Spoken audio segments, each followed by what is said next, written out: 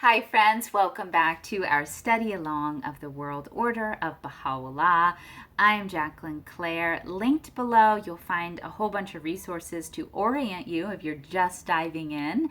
This is a study along of this compilation of letters relevant not only to members of the Baha'i Faith and people curious about the Baha'i Faith, but also very relevant for anyone who's interested in alternative solutions to a complex, integrated world as we move into the future.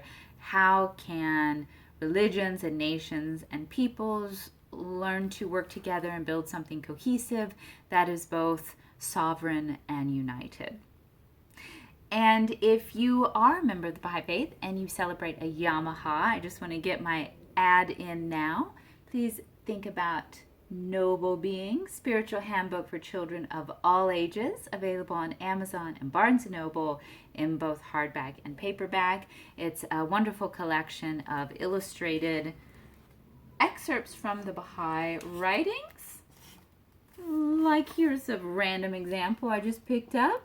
Here's a little guy facing the sun, and it says, "Love me that I may love thee.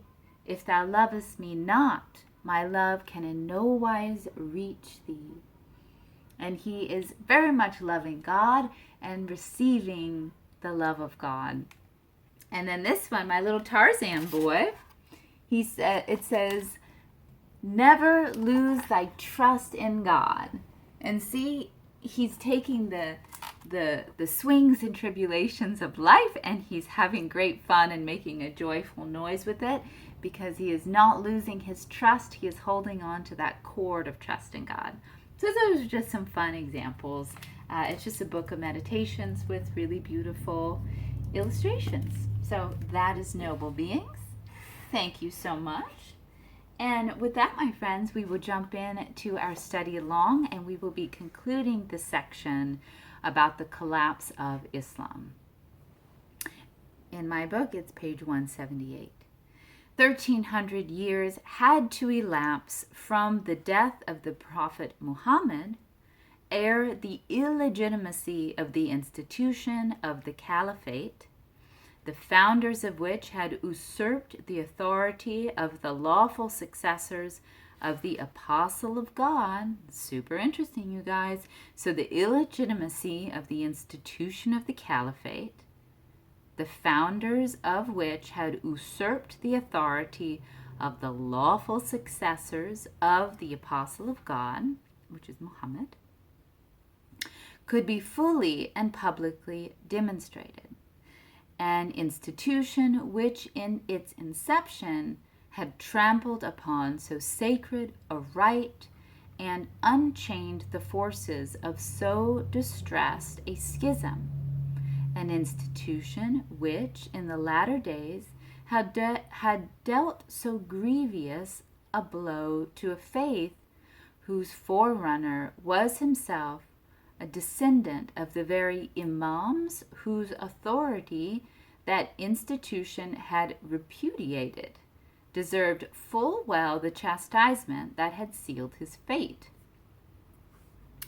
The text of certain Mohammedan traditions, the authenticity which Muslims themselves recognize, and which have been extensively quoted by eminent Oriental Baha'i scholars and authors, will serve to corroborate the argument and illuminate the theme I have attempted to expound, says Shoghi Effendi.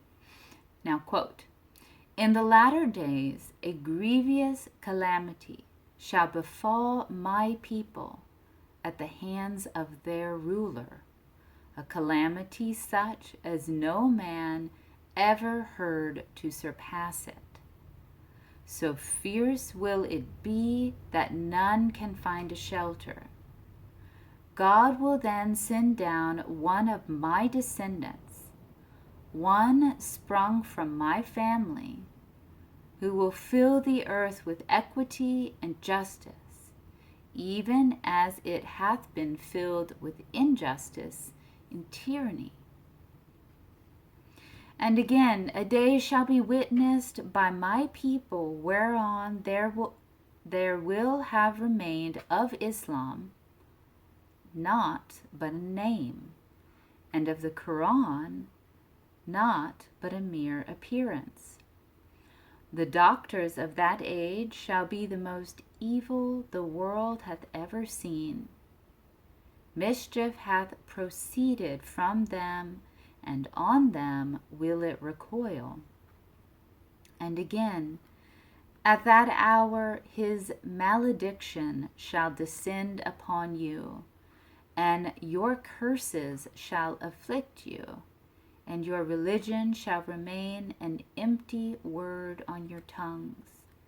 And when these signs appear amongst you, anticipate the day when the red-hot wind will have swept over you, or the day when ye will have been disfigured, or when stones will have rained upon you. Wow, that's really intense, you guys. So if any of you have thoughts, opinions, or even some scholarly type research, if you believe these things have happened already, and if so, can you please cite them, what they were? Like the calamity such as no man hath have heard to surpass it. So fierce will it be that none can find a shelter.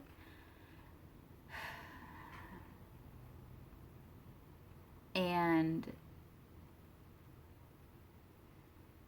the religion being an empty word, and the Quran being just a name, just an appearance.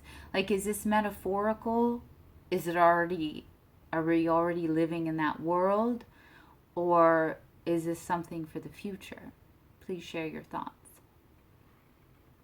And the curses shall afflict you. O people of the Quran, Baha'u'llah, addressing the combined forces of Sunni and Shia Islam, significantly affirms, verily, the Prophet of God, Muhammad, sheddeth tears at the sight of your cruelty. Ye have assuredly followed your evil and corrupt desires, and turned away your face from the light of guidance. Ere long will ye witness the result of your deeds, for the Lord my God liveth in wait and is watchful of your behavior.